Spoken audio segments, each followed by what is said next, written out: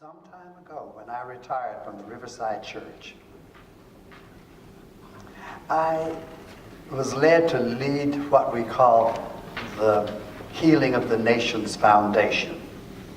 It was based on the view that that tree spoken about in the book of Revelation, the last book of our Bible, the Christian Bible, and I know we're an interfaith group here today, but that led me in the direction of the fact that every human being is a leaf on the tree of life.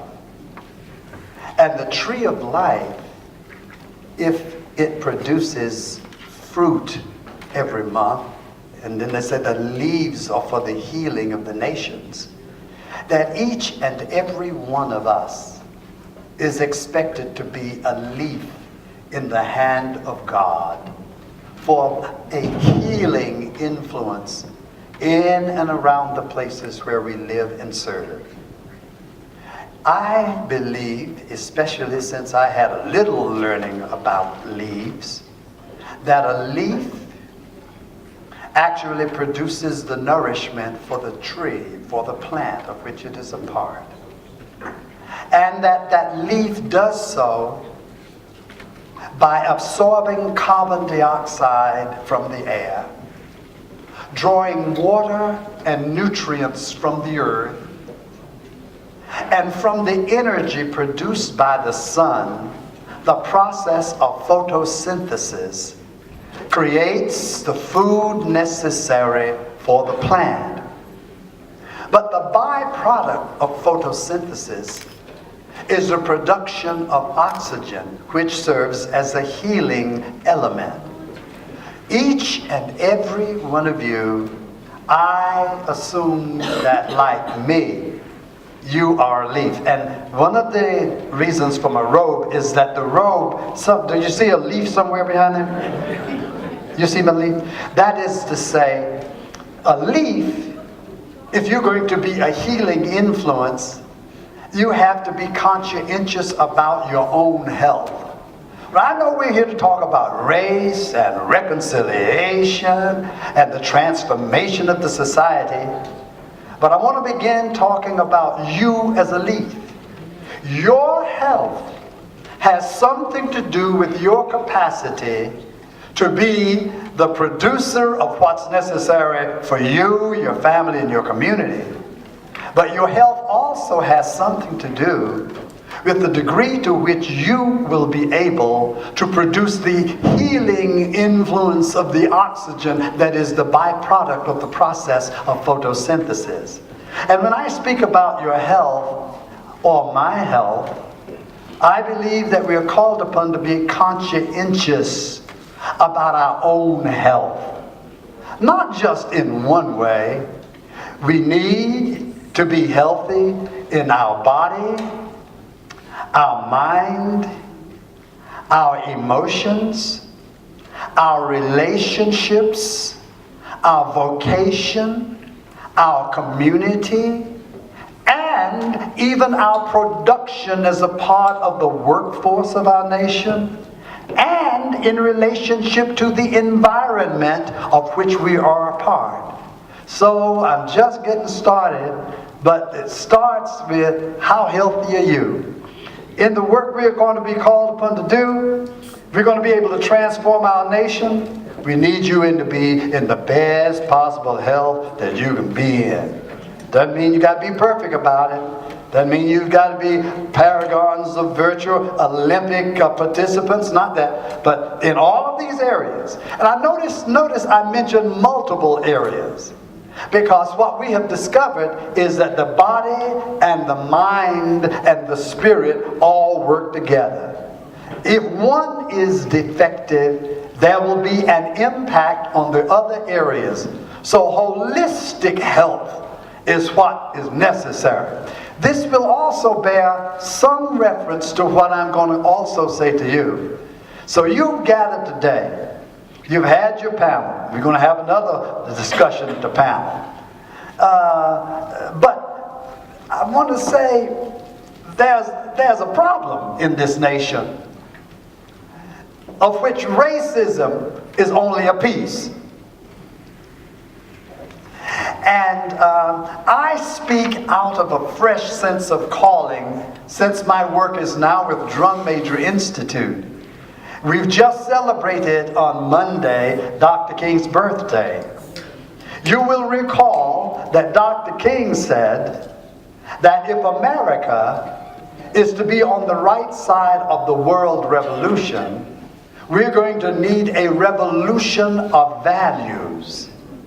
I think you should remember that Dr. King says that his work, even though at the time he made his speech at Riverside, where I served as a pastor for 18 years, he said that I have to work against the three triple evils: racism, materialism, and militarism, or bigotry, greed, and violence, to say it another way. Health in multiple areas. You really can't work for race, anti-racism, if you're not dealing with anti-poverty. And you can't deal with anti-poverty unless you're going to somehow deal with anti-violence, because they all work together. So I want to talk to you today as fellow leaves, with the assumption that we are here because we are ready to be a healing influence in this nation. Now, speaking of healing, I always wanted to be a doctor. I went to Howard University. I majored in chemistry. I wanted to be a doctor, but my sister said organic chemistry got me a call to the ministry. I think that's not exactly the case. But I want to describe a serious disease out there. I was with the mayor of New York City, Mayor Dinkins, who was the mayor years ago, and we used to talk about the problem in the society. I used to tell Mayor Dinkins, I said, Mayor Dinkins, the problem is that there's a virus of hate out there. And that virus of hate is being spread by people that they don't even know that they are carriers of it. Just as a sneeze can project the microbes of that virus out into the others, that there's a virus. But today, I want to talk about something else. I want to talk about a more serious problem. I want to talk about a problem that's so serious, why I'm going to actually preach a sermon to you that's designed to help us get ready as leaves to do something about the problem. The problem today is that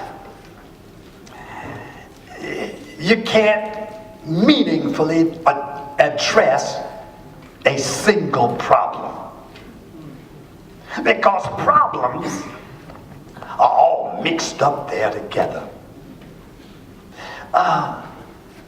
In fact, it occurred to me, Rabbi, that the problems that people work on, if they seek to work on them in individual focus, they're going to end up frustrated. So if I were to take the time to do what I'm going to eventually do anyway, and that is come down from this platform and talk to you, if I ask you, what do you think the most serious problem is that will impact the future well-being of our nation and our community, what would you say? Well, obviously, since the conference has a title, it would have to say, racism is a problem. Oh yeah, racism is a real problem. We got to do something about racism. And Monday, Harry Belafonte and Chris Rock were at the Riverside Church, and they were talking about the problems. And the gentleman who had done the movie Fruitvale and several others came up and said, you know, you got a real problem with the Academy Awards coming up here. And out of all of the movies we've been seeing through these years, there's not one black person that could be nominated. I say we got a problem. Race is a problem. And Flint, Michigan, with the water poison like that, largely minority community, poor people, race is a problem. In fact, why don't we just stop, because we got a lot to talk about. You and I know that President Obama, being in the White House, has received indignities and threats, and people say, well, it's because he's a compromiser. Or they say, well, it's because he doesn't stand for all of the progressive values all the time. And some of them say, well, you know, he takes executive authority and all of. But come on, folks, let me explain to you. If you want to say that's why you are standing up saying you lied to him, or if that's why everything he does is made negative, this woman had a husband who was not very kind to her. I mean, he complained about everything. And so she said, well, she was going to please him if it killed her. So he comes in late, all drunk. Get up! Make me some eggs. So she gets up and makes them eggs. So she said, well, wait, let me be sure. But how do you want them? He said, I want you to scramble one and boil the other. So she said, okay.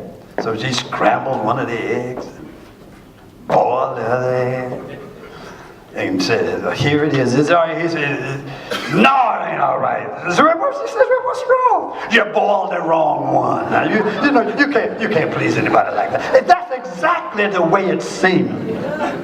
And people try to give me explanation. Oh no, all presidents have had trouble. All of this. Wait a minute. See, don't tell me that, because I was the pastor for 18 years of a church. This lady right here was a member of that church, Edie Bourgeon. Edie, let me tell you something. If I had not been the pastor of Riverside Church, I wouldn't have understood so clearly what goes on with Obama. So I got to be the first African-American pastor. I pastored here in Richmond before I went up there. I got good training up here in Richmond before I went to New York. But if I got to be the pastor, let me explain to you, and I should lower my voice because otherwise I might get excited. When I got to be the pastor of Riverside Church, it was a wonderful evening. I mean, 300 pastors came there from all over the United States. It was a glorious moment. Riverside was living up to its historic, liberal, profile. And it was just a wonderful evening. It was hardly a week or two after that. I got to preaching and carrying on until I get a little animated. People started amening and clapping and carrying on and all of this stuff. The people, somebody woke up, and it was almost as if they said, oh my God, he is black.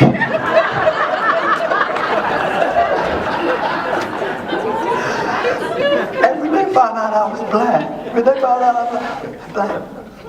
one thing happens. When you get to be the pastor of a church and you black, what happens is, whatever position you get, generally in a racist society, the power of the office goes around. The authority that used to be in the office goes around the other way.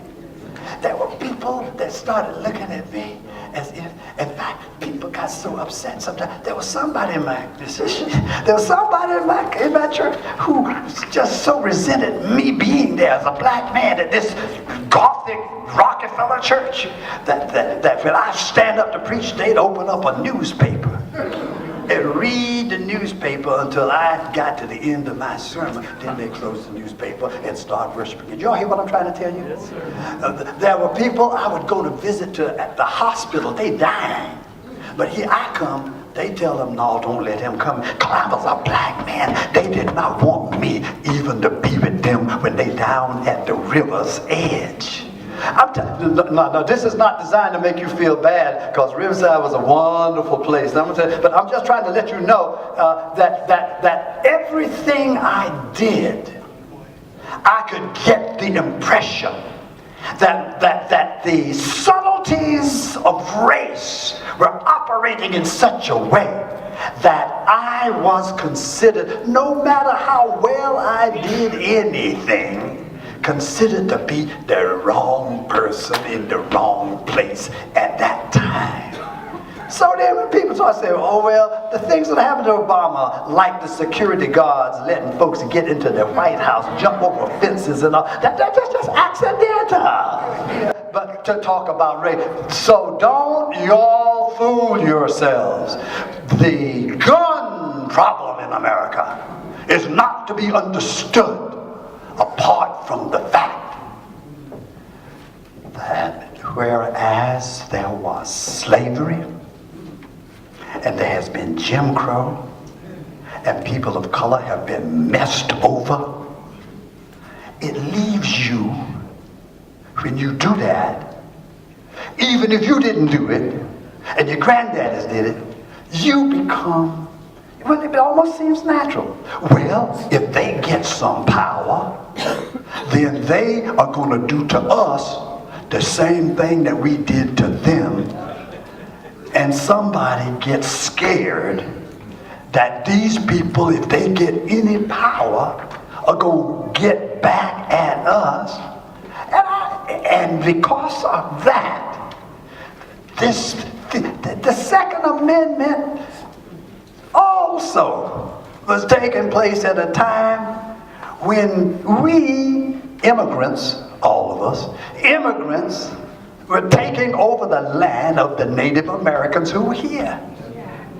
And they had bow and arrows. The only way we were going to get them is you got to have, and the redcoats. Are you hearing me? See, the redcoats.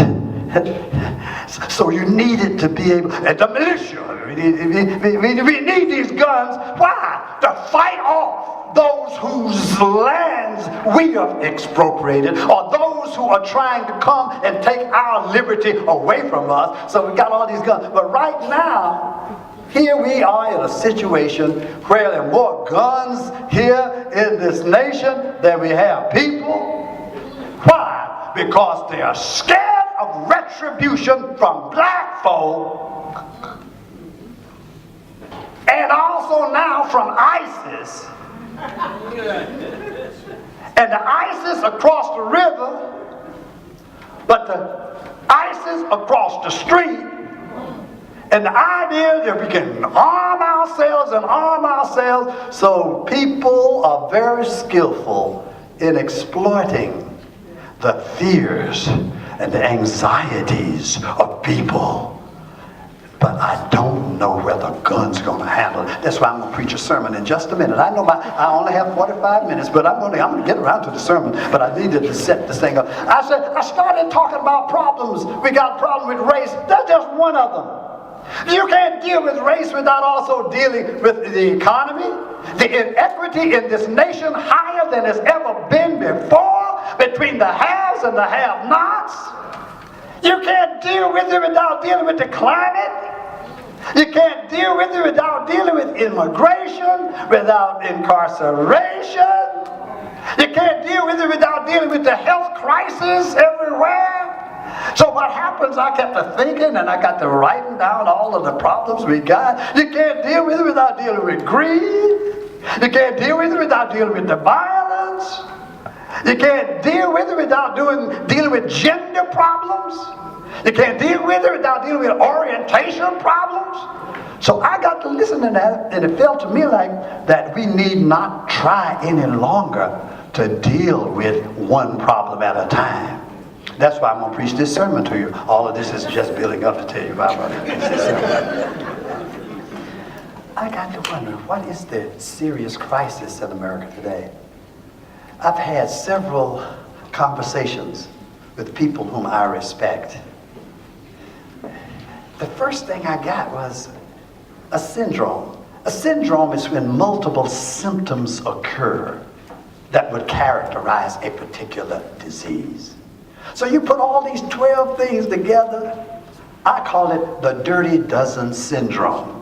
You can't, we are not going to do very much unless we are understanding all of these things are linked together. But now that didn't work, so the next way I thought about it, I went back to my daddy. Bishop Forbes, a black Pentecostal preacher, used to tell this story. And at this story, I'm going to come down, I guess maybe, because he said, and you know it was a story, because he said the devil had a going out of business sale. The devil ain't never had a going out of business sale. He's still busy today. He said the devil had this going out of business sale. And he sold most of the instruments on the shelf because the price was reasonable.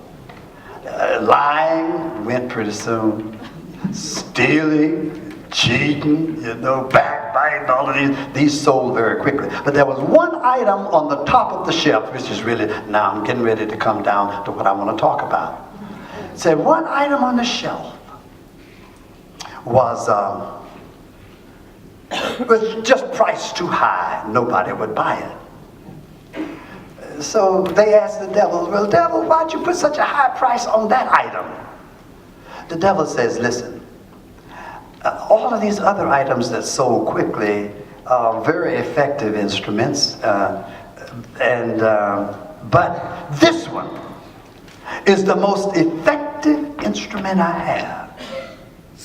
He says, when this instrument is used, I can make folks do anything I want them to do.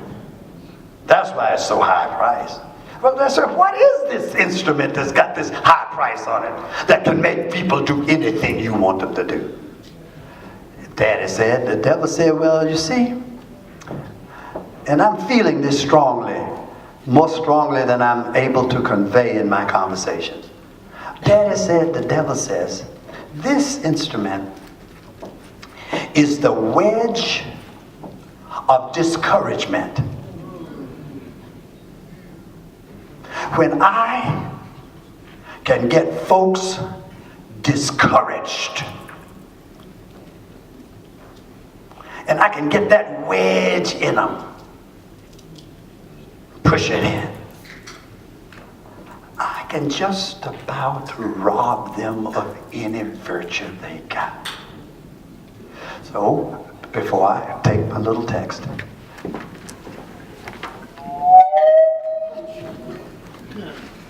how many of you who have been working hard for justice in this community, trying to help our cities and our state to function as a humanizing community? How many of you have given blood, sweat, and tears trying to at least make us a decent society? And for all of the energy you have given, and for all of the investment of your money and your time and your influence, you look around and see that it's almost as if you have not even made a dent in the problem. If you are like that, you may be on the verge of this disease I'm getting ready to preach about. What is this disease? I call it the degenerative discouragement syndrome. And by the way, we're not all discouraged about the same thing because we work on different problems. But at the end of the day, I guess if we had a Gallup poll, that about 90, well maybe, is it better, is it 90 or 80? I suspect 80% of the people in the United States of America today are on the verge of the degenerative discouragement syndrome. And if that is the case, that's why I came to preach a sermon that's designed to encourage you. Now see, you thought I was going to be mean today. I've come to encourage you because I'm suspecting that the future of the United States of America is going to be determined largely about whether or not those of us who have positive concepts of what a society ought to look like, whether we can be encouraged. Because sometimes you feel like giving up. Sometimes you feel like, here's another set of meetings. The Virginia Council's calling us, the Interfaith Council's calling us again. Another meeting. We're going down to the legislators, another meeting. They're going to listen to us, and another meeting. And what is going to happen? It's going to be the same old thing when it's all over. So here I am today. I want to know, before I take my little text up here, it's a word of encouragement. Do you need encouragement today? You do? Well, the Lord has given, this is why, Edie, I guess I'm going to be going all over the United States. I'm going to change my topic pretty soon. But I have a message that was encouraging to me. I mean, if you want to know what ails me, I'm usually a more formal preacher than I am. Well, no, I don't know whether that's the case or not. but I've been encouraged. And I've come here today to encourage you. I know we're going to be talking about race, but I'll tell you what, if you get encouraged, you're going to do something about it. If you're concerned about economic justice, you're going to do. If you're concerned about the healthcare issues of our society, you're going to. If you're concerned about voting, you're going to do something. If you're concerned about the mean-spiritedness in our nation's capital, you're going to do something about it if you get encouraged. So with that in mind, I've already spent 15 of my minutes just getting ready for the little sermon. So the sermon can't afford to be for so long. So anyway, let me go back up. I've got a message for you that I suspect will be encouraging to you. Let me quickly, I'll tell you what's on my mind. When my 45 minutes is up, just pull my robe over it. Listen. Then Joseph could no longer control himself before all those who stood by him.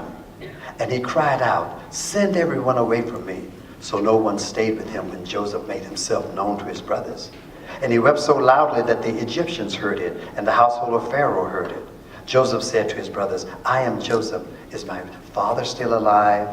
But his brothers could not answer him, so dismayed were they at his presence. Then Joseph said to his brothers, "Come closer to me." And they came closer. He said, "I am your brother Joseph, whom you sold into Egypt. And now do not be distressed or angry with yourselves because you sold me here. For God sent me before you to preserve life. For the famine has been in the land these 2 years, and there are 5 more years in which there will be neither plowing nor harvest. God sent me before you to preserve for you a remnant on earth and to keep alive for you many survivors. So it was not you who sent me here, but God. He has made me a father to Pharaoh and lord of all of his house and ruler over all the land of Egypt. Hurry and go up to my father and say to him, 'Thus says your son Joseph, God has made me lord of all Egypt. Come down to me, do not delay. You shall settle in the land of Goshen, and you shall be near me, you and your children and your children's children, as well as your flocks, your herds, and all that you have. I will provide for you there, since there are 5 more years of famine to come, so that you and your household and all that you have will not come to poverty.'" So now here's the setting. Joseph has become second only to the king of Pharaoh. He is top dog. He is in charge of the resources of all of Egypt. He stands tall. His brothers, who have sold him into slavery, come now because there's a famine in the land of Canaan. They bow down before him as his dream had predicted, seeking their support. And he, now, having changed his name, has become an Egyptian, relating to them as Canaanites. So he has the responsibility of acting toward them in ways that make them second-class citizens. It's a racial problem on the surface. So he treats them with disdain. He gives them some food, but he accuses them of being spies. He tricks them. He puts some cup and money in their bags. And, I mean, he has learned By the way, people can come from all over the world. All they have to do is come here and stay 2 weeks. Then they know how white folks treat black folks. So he had learned to represent the perspective of the majority culture in relationship to his brothers. So God goes to work. Eventually, his younger sibling, whom he decides, I'm going to hold this one back to be my slave. I know there was a warmth to it. But they knew that if this happened, Jacob, the father, who had 12 sons, who thought that one was dead, that was Joseph, who now is Mr. Zaphnath-Paneah, he wants to be with his sibling from his mother's Rachel, so he's going to keep him back. And then Judah says, please, if you hold him back, our father will go down to his grave in grief. And so all of a sudden, something happens. Oh, I'm looking out at you today, and I would wish that what happened to him would happen to you, each one of you, at some point in your life. You see, although he had power and influence, it had never become clear to him how his life fit into the plan of God. That's where the encouragement is coming from. He had everything, but it had never become clear how his very existence was not just individual identity. He was a part of God's plan, but it had never really occurred to him. And it is at that moment that it seems that the Great Spirit, called by whatever name we would wish to call that Spirit, said, I am going to help this brother understand that his very existence is a reflection of my engagement with his destiny in ways he did not understand. That whatever he is, it is because I intervened in the course of his life. But more than that, I am going to reveal to him why he exists and how his existence has a purpose that's related to my plan for my universe. So, when the Spirit began to make that thing happen, it felt like he was about to throw up. It was like a tsunami inside of him, a force that was stronger than his own will, a force that was the source of his very being. That force began to move inside of him. And of course, being Mr. Zaphnath-Paneah with his Egyptian staff all around, he couldn't lose it in front of them. You don't want to lose it in front of your staff. I mean, after all, you're Mr. Big Somebody now. And so he said, everybody go out, everybody go out, everybody go out, everybody go out. And then he began to cry as soon as they were leaving the room. I suspect that as they heard him say, oh! People outside want to know what's going on. What's going on in there? Oh, he cried so loudly. And then it happened.